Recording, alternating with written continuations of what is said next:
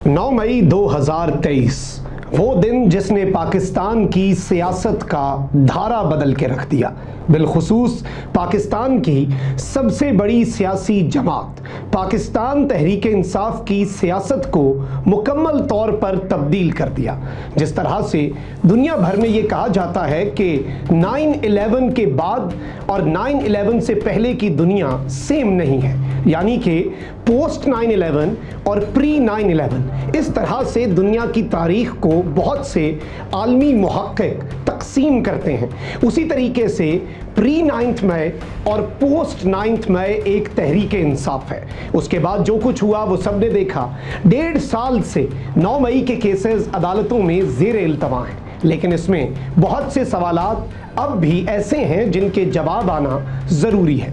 9 मई का बयानिया और 9 मई किसने करवाया और 9 मई का असल मास्टरमाइंड कौन था, इस हवाले से तमाम तर लोगों की ओपिनियन डिवाइडेड है। लेकिन एक चीज़ वाज़ेह है कि इस दिन बहुत से लोग ऐसे थे जिन्होंने जानबूझकर इंतशार फैलाया, और उन लोगों में सरे फहरिस्त हैं हैदर मेहदी और आदिल राजा।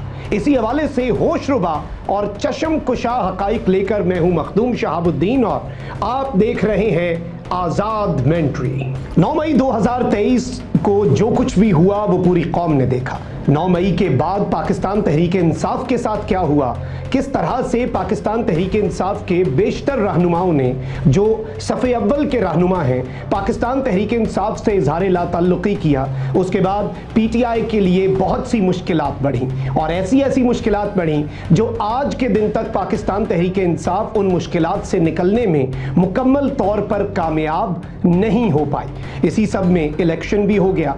इलेक्शन में भी जिस तरह से पाकिस्तान तहरीक इंसाफ के पास बल्ले का निशान तक नहीं था। ये तमाम तर चीज़ें एक तरफ, लेकिन 9 मई के मुकदमात जो कि इंसदाद दहशतगर्दी अदालतों में ज़ेरे इल्तवा हैं, और वहीं दूसरी जानिब जो मिलिट्री कोर्ट्स हैं उनमें भी कुछ लोग इस वक्त तहवील में हैं। मिलिट्री कोर्ट्स में सिविलियंस के ट्रायल का केस सुप्रीम कोर्ट में चल रहा था, जो कि अब आईनी अदालत में चलेगा। और अगर आईनी अदालत में ये केस चलता है और आईनी अदालत से मिलिट्री कोर्ट्स के हवाले से अपडेट्स आ जाती हैं कि जी आप इन्हें आगे लेकर बढ़ें इस ट्रायल को सिविलियंस के, तो फिर बहुत सी चीज़ें बदल जाएंगी। इस सब के अंदर जनरल फैज़ हमीद जो कि साबिक DGISI हैं, उनकी गिरफ्तारी और उनके खिलाफ कोर्ट मार्शल की कार्रवाई, ये भी एक बहुत अहम चीज़ है। लेकिन चूंकि हम आज बात कर रहे हैं आदिल राजा और हैदर मेहदी के उस जहरीले बयानिए की जिसमें इन्होंने बहुत से लोगों को बरगलाने की कोशिश की।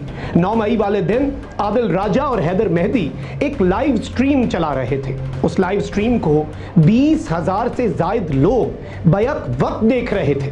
यही आदिल राजा और हैदर मेहदी 9 मई के बाद ये कहते रहे कि ये तो एक फॉल्स फ्लैग है, ये तो जी साजिश है, ऐसा कुछ तो होना ही नहीं था, ये सब कुछ तो खुद किया। लेकिन ये वो मफाद परस्त टोला है आदिल राजा और हैदर मेहदी का जिसने पाकिस्तान की अवाम, पाकिस्तान तहरीक इंसाफ के वोटर्स और आम पब्लिक को बरगलाने की हर मुमकिन कोशिश की। अपनी लाइव स्ट्रीम में बैठकर ये लोगों को ना सिर्फ बरगला रहे थे बल्कि लोगों को इश्ताल दिला रहे थे, ये लोगों को लोकेशंस बता रहे थे। और बाद में जब इन्होंने देखा कि हालात खराब हो चुके हैं तो इन्होंने अपनी वो तमाम तर चीजें डिलीट करके ये बयानिया बनाया कि ये फॉल्स फ्लैग है, ये सब कुछ तो खुद से कराया गया है। और अगर इस सब के अंदर चीजों को हम एनालाइज करें तो ये समझ आती है कि इन लोगों ने अपने चंद डॉलर्स के लिए अपने जहरीले प्रोपेगेंडे को हवा दी, लोगों को इश्ताल दिलाने में अपना किरदार अदा करने की कोशिश की आदिल राजा और हैदर मेहदी ने। और 9 मई के बाद इन दोनों ने अपना बयानिया ऐसे बदला जैसे गिरगिट रंग बदलता है। इस सब में आप सबसे पहले इनकी गुफ्तगू सुने जो ये डिलीट करके भागे हुए हैं। और ये गुफ्तगू जिसमें आदिल राजा, हैदर मेहदी और एक और शख्स जो कि जिसका कोर्ट मार्शल हो चुका है, इन तीनों का बाय द वे पाकिस्तान में कोर्ट मार्शल हो चुका है, और अब इनके नाम के साथ मेजर, कैप्टन या कर्नल का टाइटल नहीं लगाया जा सकता कानून के मुताबिक। लेकिन ये क्या बातें कर रहे हैं और लोगों को किस तरह से बरगला रहे थे, ये आप जरा पहले मुलाहिजा फरमाएं। आर्मी हाउस को सर इनको अटैक करना है, मॉब को अटैक में लफ्ज गलत शायद इस्तेमाल कर दिया। इन्होंने आर्मी हाउस का घेराव करना है। इन्होंने जब बाजवे का घर है ان کو انہوں نے اس کے گھراؤ کرنے. دے ہیو ٹو گو جہاں پر ان لوگوں کی اپنی ذاتی ان کی انٹرسٹ ہیں.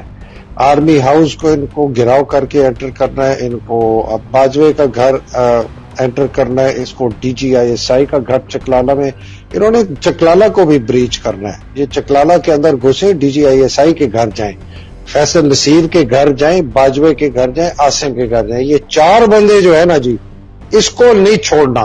عمران کے ساتھ تو اللہ نہ کرے کہ یہ کچھ کریں.